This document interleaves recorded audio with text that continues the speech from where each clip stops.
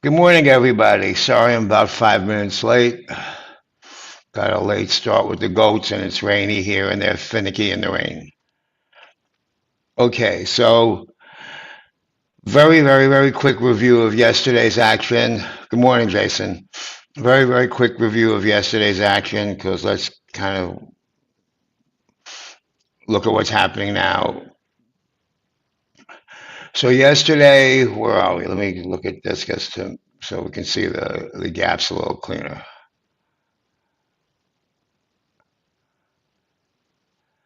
Was this yesterday? Wednesday, yeah, okay.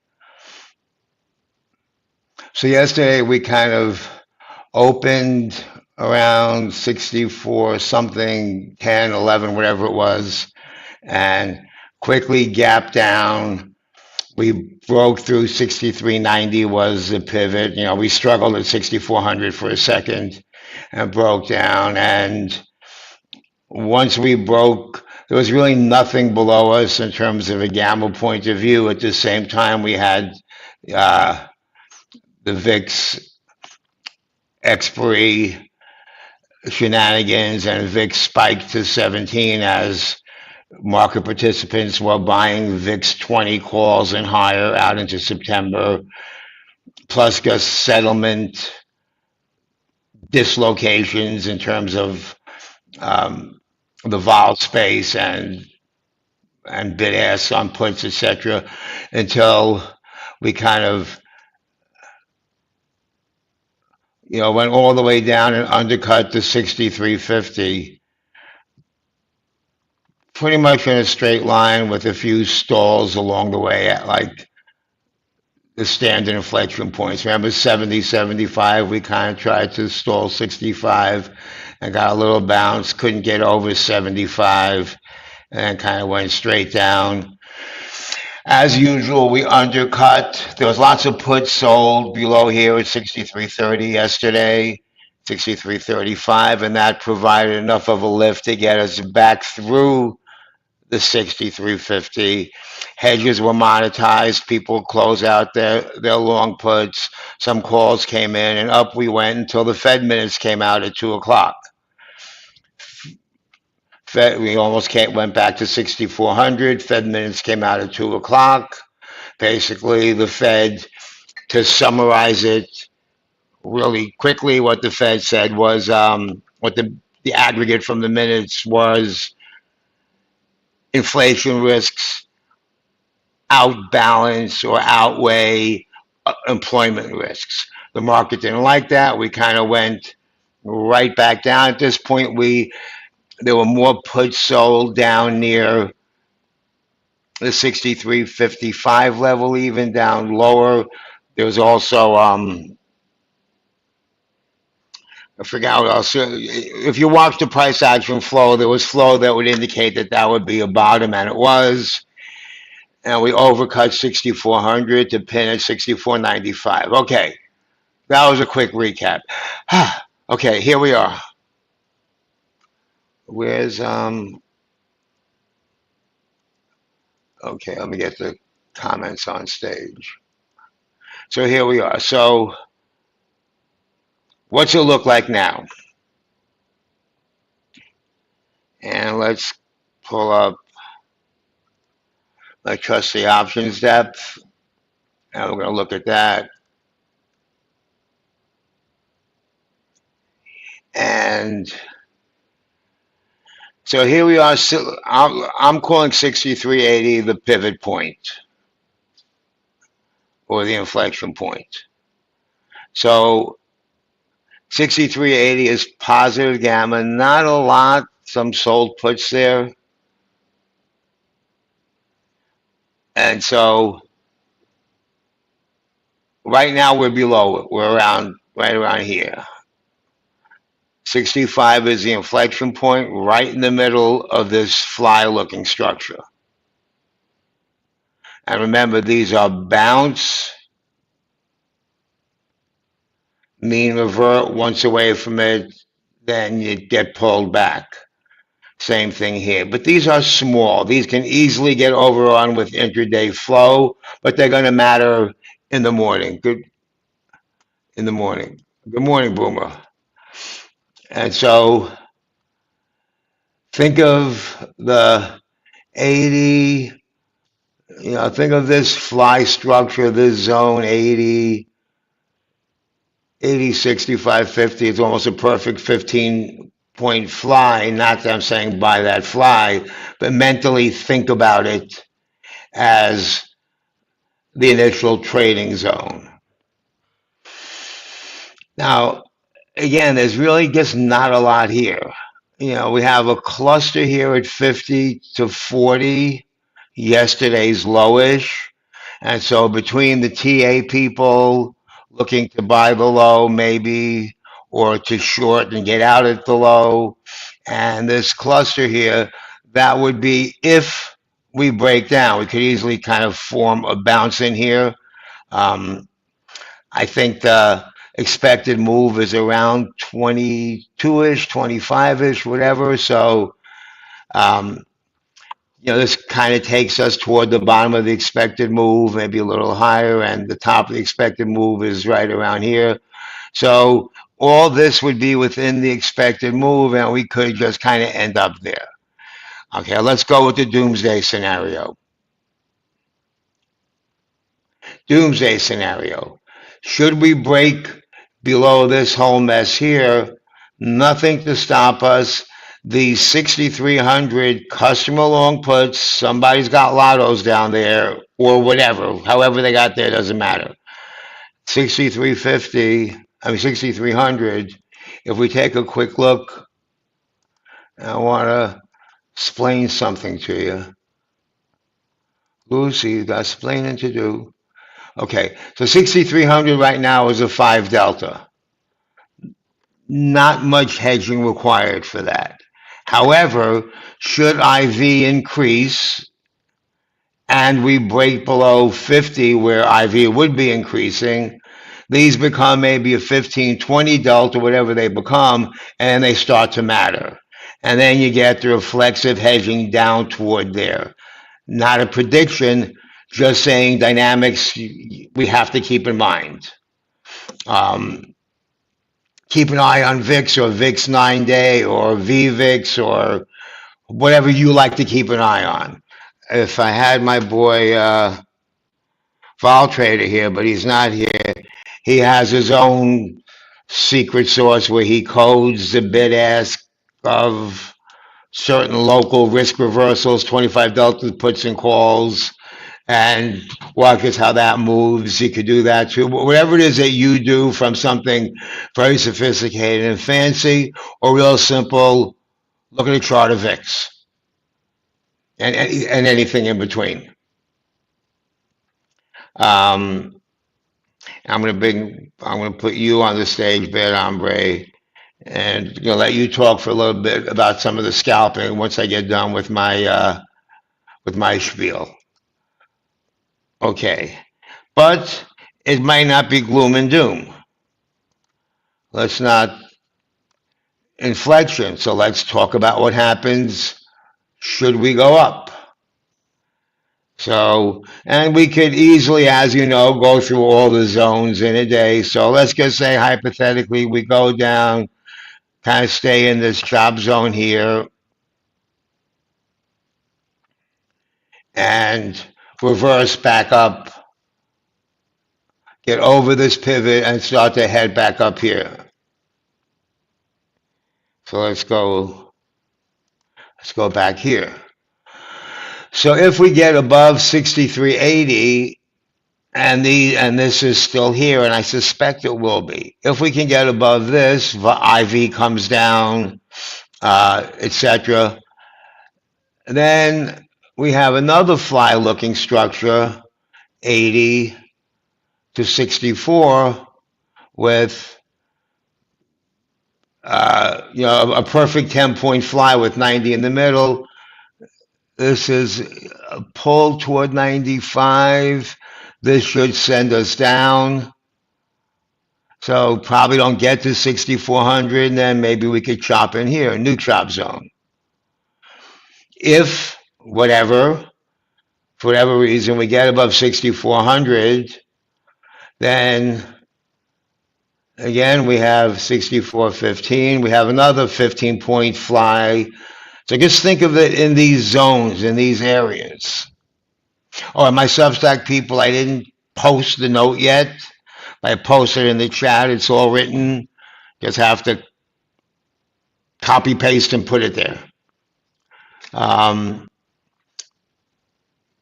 but it's in the server and it's in the chat. Okay. Well, have you talked about gammas reporting on the seek and destroy algos that target the highest gamma strike? Nope, I haven't. But I told him that 2, 3 years ago, and he poo-pooed it. Just to tell you, just between you and me. So I think they might be there. I mean, I told him that a long time ago because I kind of saw it happen. But I'll go back and read it. He said that in his notes. Let's take a peek. I'm an equal opportunity. I read as much stuff as I can get. Let's see. On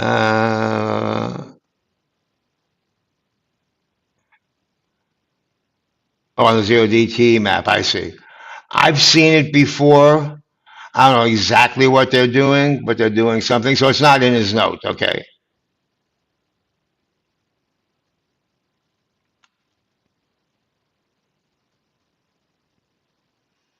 Okay. No, I haven't seen it, and I'll check it out. I'll see what he has to say. Well, while we're here, TLDR 6400, we know that. Break of 6400. Additionally, okay, nothing there that's anything I don't know. Okay. And so again, 6340, 6430, they sold these early in the day. They came in early in the day. I often will do when I see one DTE flow, um, coming in, I'll do it maybe a little bit further away, whatever. But when they did this, we were kind of down near 64, 63, 60, whatever. It was like kind of when we were heading down towards 6450. And I just thought that I didn't want that to blow up in my face, that I would get it later in the day. By the time I looked later in the day, the premium was gone. The premium was gone. So, yeah. So we'll see. So yesterday was some good scalping day once we broke those levels. Um, Bad Hombre is our resident, one of our residents, our main resident ES scalper. I'm going to let him talk a little bit now if you want to. If you want to share your screen, you can. You want to share your screen or you're unmuted, but I don't hear you.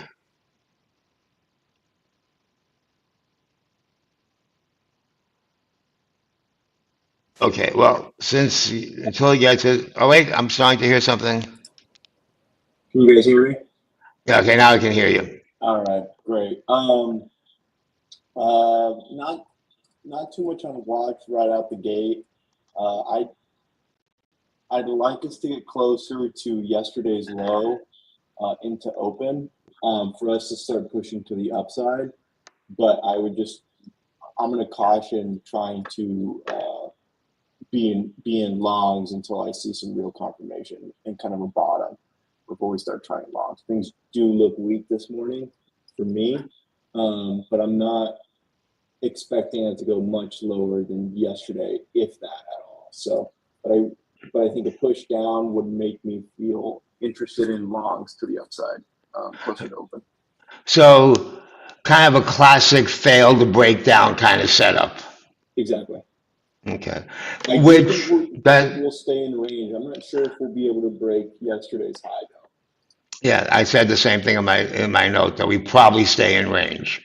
Maybe you know how it is. Maybe undercut by a couple points. But I kind of see the same thing from a gamma point of view and from my naive, simplified, TA look left price action point of view. It kind of looks the same. Yeah. And why should we break out, certainly to the top side, with Powell and all that stuff on deck? I mean, I can't see, there might be some right tail hedges coming in, but, I don't see that. Yeah. We'll wait and see. I'll send a midday update, but I do think I, I I wouldn't expect big moves. So if you see green, I would be pretty good about taking green today. You want to tell the folks a little bit about what you do, Yeah. aside from So make a fortune trading? I'm pretty good at seeing price range across time frames. So just scalping moves, 10, 15 points, whatever I can get in the market. I'm a high probability, low risk trader. So if I see it, I'm okay if, taking a couple red trades here and there, knowing that I'll catch a bigger move to wipe my losses. Um, Right. it lets me shoot from the hip a little bit better. But I'm just reading candles. Where does it close? Where does it open in relation to the last one on different time frames? Yes, that's a good question, Boomer. Does Ben Ombre have a Twitter or YouTube or that kind of thing? Tell us a little bit more about what you have. Boomer's got Yeah, some stuff too. I got a nice collection of guys here. nice. Yeah, I got a Twitter. Follow me at that hombre. I have a YouTube, but right now it really just has testimonials of what I do. I'll be posting a couple education things here in the future. Doc and I are launching something together where you'll be able to kind of see how I trade in real depth. I'll be teaching everybody one on one if you're interested. Yeah, hopefully, when I can get it all organized, we'll have a scalping section, a premium scalping section with Bad Hombre, as well as my brother doing his, with Pincus doing his intraday SPX scalps, trying to figure it out. Admin and all that stuff is not my strong suit at all. And so I got some folks helping me, and we'll see if we can figure that out. Yeah, I'm sure we will. Yeah, we will. Right. It's an if then. If we figure it out, then we'll launch it. If then when. If then Yeah, when. same way we trade. Everything's always conditional in life. Mm-hmm. Okay. So I'm not sure if there was any intraday flows that came in. We also have, I don't see him here now, Hoot Owl, who changed his name, tracks intraday flows for us. Yeah, we will have scalping sooner rather than later, hopefully. Um, what was I going to say? I lost my train of thought. Well, it doesn't matter. I'll just get on the next train. So the next train is, oh yeah, intraday flows. So I'm not sure if anything we're able to track intraday flows here various ways, and we got somebody that does an amazing job with it. And so this will be updated for intraday flows right now, and I just want to see. So again, green is market maker positive, and so we want to look at where the big numbers are. 1,000, 1,000. So here's our zone. I just want to see if anything came in. This down here is a nothing burger. This year maybe we'll stall, but this could easily get overwhelmed with intraday volume. An algo comes in, buys a couple thousand contracts, it sells a couple thousand, this gets obliterated. Um, so here's a 6350. Here's your big mess down here. But we have enough stuff underneath. So, I mean, if you want to get real far away, so you guys know how I roll. Is there anything? Okay. So underneath here, I'll just put in one as a placeholder.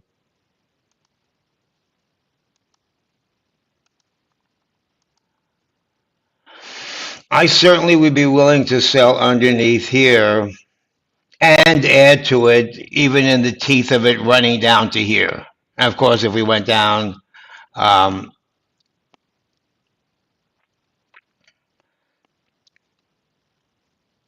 I don't know about a fly down here right now.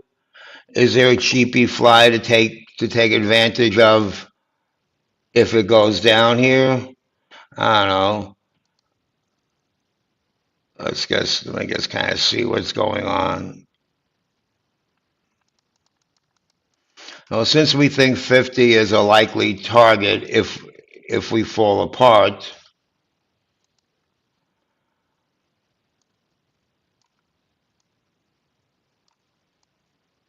is that worth 70 cents? Maybe, maybe.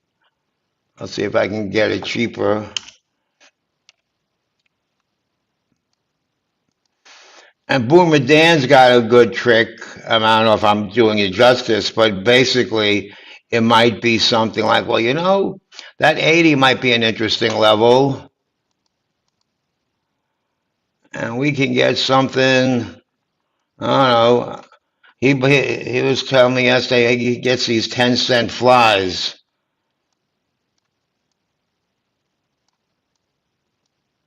I say it's very expensive stuff.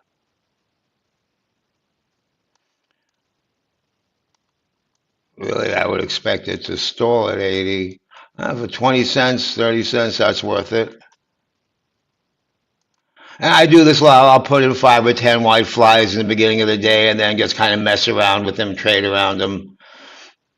For a call spread, I mean, highly unlikely we get over 6,400, but possible.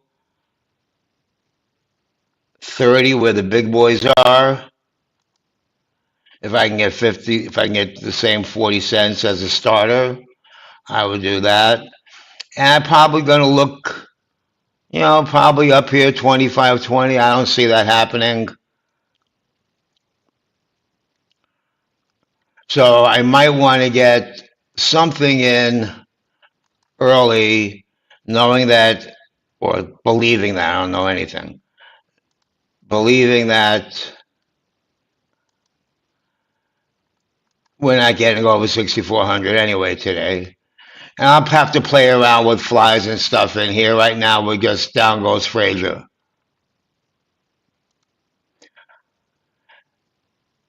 2 sigma, I don't think so. I don't think so. Let's see what the expected move here is. 29, so 60 points? Maybe. No, no, we're not going. We're not going down there. We're not going down there. We could test 6,300. That wouldn't shock me. Or get in that area. I don't think we will, but I wouldn't like have my mind blown if that happened. Because you know how it is. Once they start buying vol, buy it when you buy insurance when you can, not when you must. But they always seem to want to buy it late. However, they weren't always buying it late because, as I said last week, and as I said on this when I talk here, we started seeing it last week on.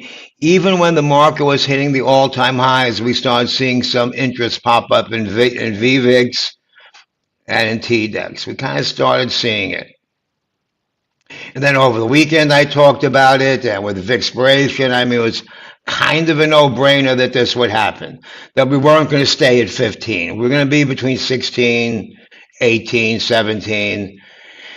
And so that's what happened. So now I'm watching VVIX, and VVIX spiked yesterday, and now, VVIX isn't going to show us the bid until after the open, so watch for over or under 100 to just get a really rough idea. Um, in my old age, I've been looking at this VVIX-VIX ratio, which yesterday came down to normal 55.97, 6 normal hedging. 5.5, 5.7, and here is like kind of normal, well hedged, healthy. A tad fearful, even below 5.5. So we're not there yet. Over 6.5 is normal hedged, but getting a little too happy. Up near 7 is way too happy. Like the December Santa Claus rally, way too happy. February high, way too happy. 6.5. All-time high, way too happy. Now we're kind of getting into a range where, might have to come down here, so that would require VIX to go up a little bit. So, that's kind of the other thing I'm looking at. Yeah, the big position for today is, let me get back to that, is 6,300. The big position today is 6,300. So you said that ain't happening, but that could easily happen. But easily, that wouldn't surprise me at all. 6,300 or that area, slice right through yesterday's low, which would be the first thing I'd watch. But under 6,300, there's too much stuff over here. There's way too much. We're not getting through all that. So wait for a bottom and sell puts. I don't like to sell calls into a drop. As you know, when we're negative gamma like this, moves are fast. Not in negative gamma. I don't like saying in. When market makers are hedging negative gamma locally, that's what happens. Let's look at market maker exposure real quick. And so up here, that doesn't really matter because that's like up in the sky.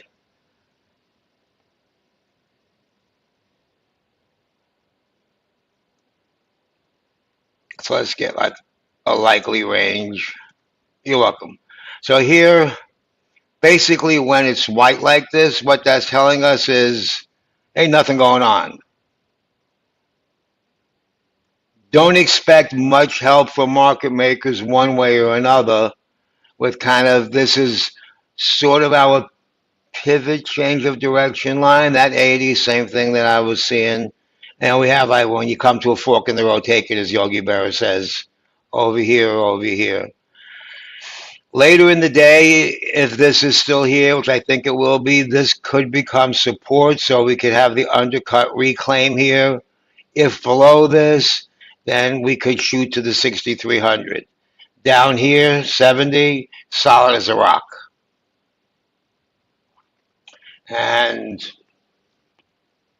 I might wait to try to semi-bottom tickets, see what happens. And, I might sell a few early and then add on the way down, maybe broken wing butterfly it a little bit, long, long 10 or condor it long a 10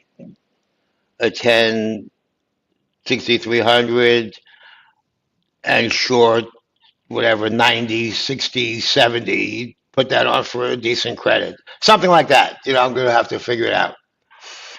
Now we could easily bounce off of that just as easily.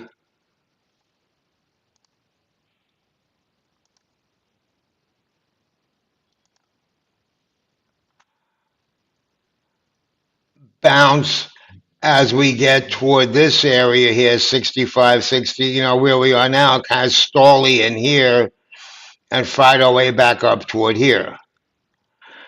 Between these three, there's something there. And there's even a little bit of 55. So there's a case to be made for this holding. And IV is going to tell the story. Anyone else want to comment? Oh, Vol Trade is here. I'm going to throw you on the stage, see if you want to say anything. Hi, good morning. Good morning. I logged in just a couple of minutes ago, so I didn't hear everything you said. But as you are focused on SPX, I can show a couple of things on the Qs on the Nasdaq 100 as a Okay, let me, complementary to what you do. okay, let me get off this. Go ahead. Okay, just a second. I remember that QQQ bottoming or whatever, or wherever that goes, is obviously going to spill over into SPX. Yeah, I mean, obviously both indexes influence and overlap, obviously, because they have, they share some of the stocks, and the indexes nowadays are affected only by 20 stocks. So, RSP was green yesterday. Equal yeah, weight SP was green, point yeah, 0.2. yeah. So the Qs, let me find that what I prepared here. Okay, so let me share this screen. 1 second. Let's share the screen.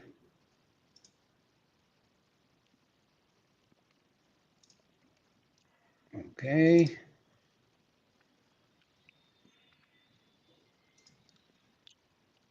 Yeah. Where Okay. is So what this oh, there you does, are. Okay. do you see this VT index QQQ? Yep. Okay.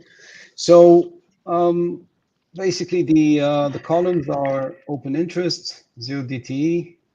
The blue line, sorry, first of all, the black line with the strikes is also Okay. a zero line between bearish sentiment and bullish sentiment. You can see a clear line in the sand between 566 and 557. Sorry, 566 and 567. That was also yesterday's resistance. We closed there, couldn't go through it, and couldn't go through it today also. So that level carried from yesterday into today, making it even more important. And you can see that by the green and purple bars that once we go through 557, 567, we start being call dominated. You can see the two sigmas, which are the smoothed red and green lines in the background, are pretty much equal. So I would say that within this mess, if you focus on the biggest columns, which are 560, 566, 570, and 575, you can see some type of a symmetrical form there, indicating a range with a very strong pin in the middle. So were we to trade upwards, 568, 69, 70, we will probably get stuck in between there as a waiting pattern to whatever Jackson Hole or Russia or anyone in his own believes. And that symmetrical form tells me also that there's mean reversion, both sides. So if we were to drop to 560 or yesterday's low, we would probably hold there and mean revert Yesterday's low, upward. yeah, okay. I'm looking at a Q. Okay, I'm looking at a QQQ chart. So 58. We undercut 60 and reclaimed. So yeah, okay. Yeah, we did that yesterday, and this Yeah. symmetrical form that we have today will probably generate the same thing, right? It's if you focus your eyes only on the columns in my chart, you can actually see they're symmetrical. So to the right, from 5680 and over, if you average the bars, which are open interest, you have them around 5,000, 6,000, right? And which is the right axis that shows the open interest. And if you go to the left with the purple columns, so from 565, which is the volatility trigger, because both calls and puts are symmetrical there. Or 565. Okay, I'm looking at a Q chart on my thing. Okay, go yeah, ahead. you can see 566, 555 is basically where the market, when it has the most gamma, right? Because both columns are very active. The 565 is equal.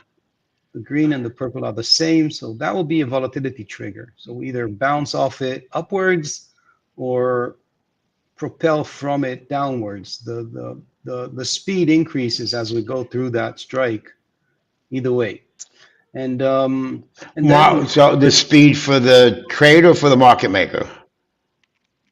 well, the outcome is that the market moves faster. Right, It doesn't right, matter what causes that, but there are some levels that you just bypass very fast, and some right. levels that you pin, and whatever the reason is, market makers or and so clearly more bearish as we go from 566 and under, and clearly more bullish as we go from 567 and over. Yeah. And I think both spot, so both QQQs and both NASDAQ 100 and S&P 500, doesn't matter if you look at the SPX, SPY, or if you look at the NQ and QQQ, yeah, all those, they're the same. But what's interesting is we're basically in the same pattern that we were yesterday in both markets. So for the SPX, you have that 6,400, 64.5 level. Sorry, for the ES, you have the 6,400, 64.10 level, which was resisting yesterday. And you have the same 566, 567 on the Qs. So both markets are at the same level and couldn't push higher overnight. Globex was pretty quiet and they didn't do anything. And they're both getting some selling into the open here from these levels. So clearly this makes our life very easy. There's a clear line in the sand on both markets, which carry from yesterday to today, making those line in the sands more pronounced and more important. More people can see them, so more triggers can be placed on them, right? More confidence. The longer you can draw a line, the more people believe that line is important. Now, if you take a look at this, just real quick, I don't know if you still use Gamma Edge. Gamma Edge has the same lines, and here's that 66 area is the kind of the transition into Yeah, yeah, yeah. It seems it's the very, yeah, same it seems lines. very, very Yeah, similar. I don't use. you I don't use mean, I them use them. anymore. I used them for a long time. I think they're amazing, but I've when I started, I didn't. It was just my starting of the U.S. thing. I was trading Europe for a long time, so now I have all the systems I developed myself. So I'm not Now, using that. if we add Today and Friday tomorrow. into the mix, Yeah. and take a look at just kind of just like like we like to say, trust your eyes. So You what is throw Friday the? into the mix, So it's 67, yeah, 567, yeah, 568. yeah. So it just makes Yeah, it but stronger. still, We also have the yeah. potential for decay flows from down here should we kind of get up, get on the horse a little bit. Yeah, if we hold, if the markets don't dump, right? I mean, yesterday they dumped, but they got a strong buy the dip and mean reverting back to these levels. So that generates the decay you're talking about. But if we were to drop 0.5%, 1% today on both indexes and no mean reverting, so those instead of decay, which is supportive from those Right, pushes, then we get trapped underneath it, right? we'll get strong deltas, which will be actually accelerating the move down. So we'll see. I mean, there's no reason, unless you tell me there's some new information between yesterday and today, we should mean revert from the same levels because, as far as I know, there's no new information about nothing, right? Yeah, everybody's holding their breath waiting for the same thing. Okay, so theoretically, we could just track the same path as we did yesterday, and so that's pretty much the expectation. And obviously, if the market surprises and do something that it didn't do yesterday, like dropping down and continuing through yesterday's lows, um, then I think it will catch a lot of people a bit in surprise. We're already under the 6,400 SPX with all the negative gamma implications, right? If you look at the total position of all the DTEs on SPX, we're basically underneath. So that is negative by itself. And if we don't get those supporting by the dip shit we had yesterday, market could just tumble down, right? Now, I would say that 63.50, 40 kind of on the spot. Yeah, that's an important support. And we should stall there and somehow survive this. But if we don't, and I don't know exactly what these colors you're showing is. Okay, so this is charm. This is Oh, okay, charm. Yeah. potentially suppressive charm, and blue is supportive. However, and I want to show this to people just so they understand. So 6350, if we're under it, is suppressive charm, but if we're over it, then these deltas increase and it becomes supportive. So these colors will flip, and these are just kind of the main flip zones. So Okay. don't lock your brain in that that if we're over here, we have to be under it. You Right. know, these colors flip. So here's our zones. Below 50, and you have a couple little zones here, possible closes. Um, 6360 over here, 6390. So like if we're at 63 in this 6380 area, the market maker long gamma, and it's above us, it sends us down. However, at the end of the day, if we're here and above us, it could shoot us up, or vice versa.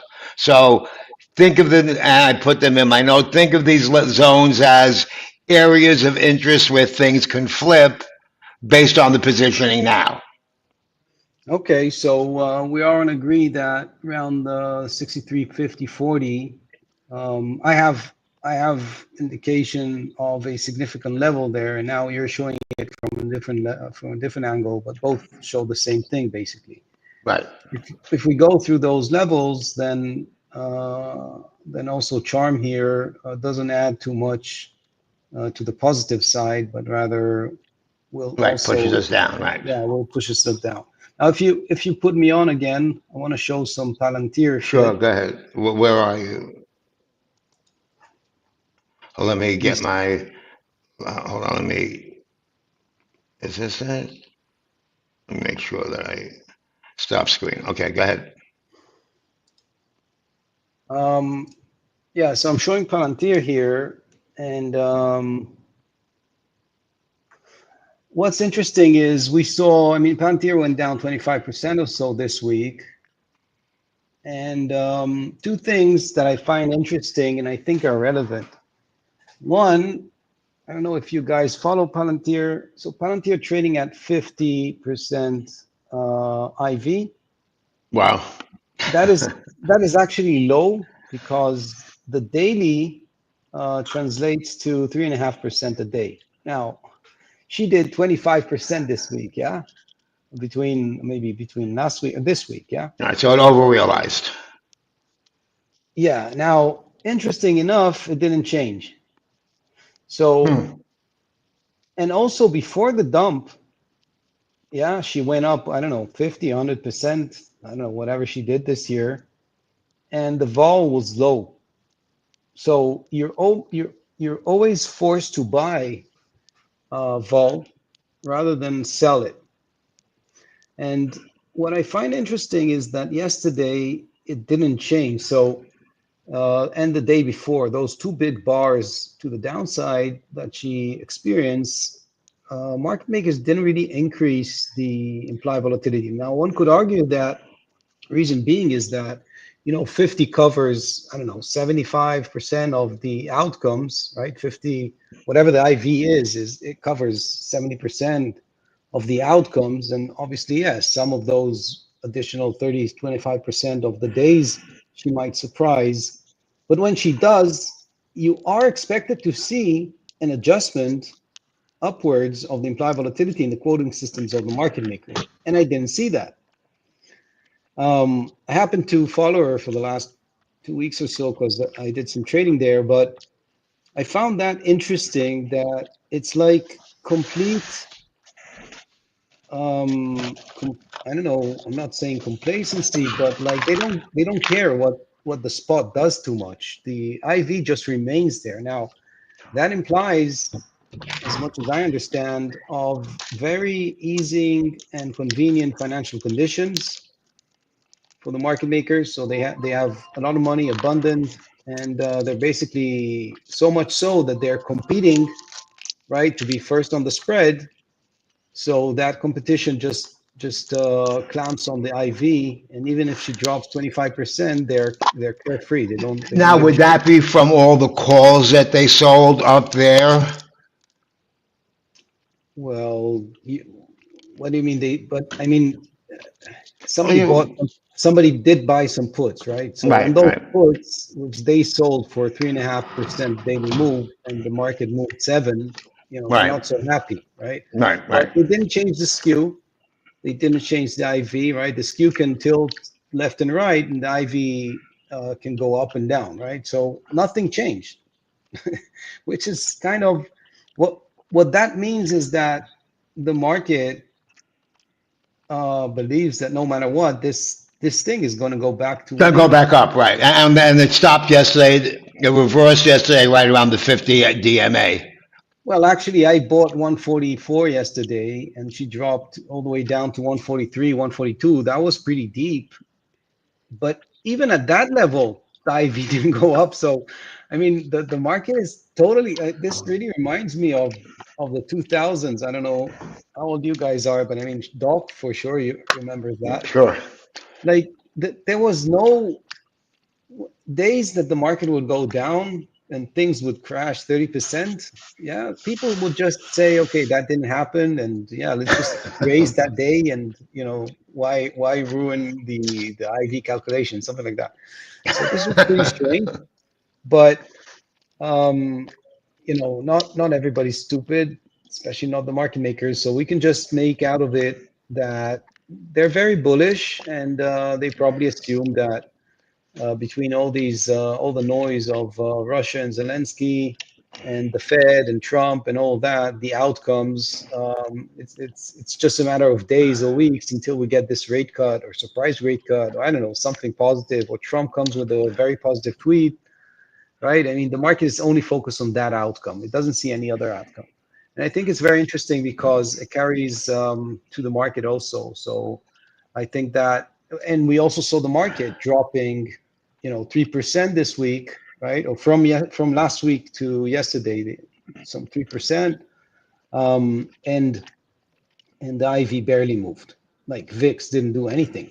I remember before the VIX expiration, yeah, this week you showed Yeah. GE, you showed the VIX just before Wednesday, and we saw that it was very depressed with a lot of puts that indicated that until VIX 20, nobody's buying calls, Right. right?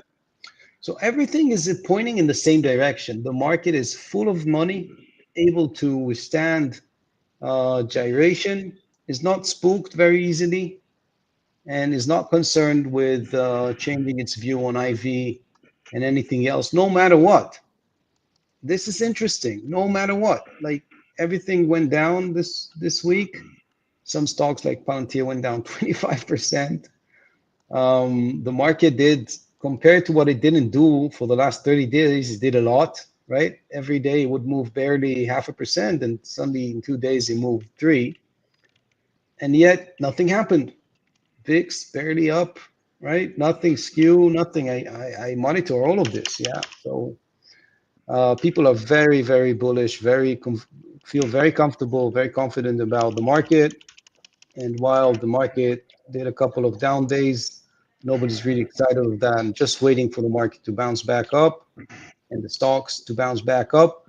And the more they will be surprised, yeah, if theoretically these Palantirs drop another 25 and the stock market drops another 5, then people will be less happy, because none of the premium that they received can cover, none of the payoff charts, right? When you sell, for example, a straddle, you can see the payoff chart. You say, as long as the market is in between this, I'm okay, right? And this might break even.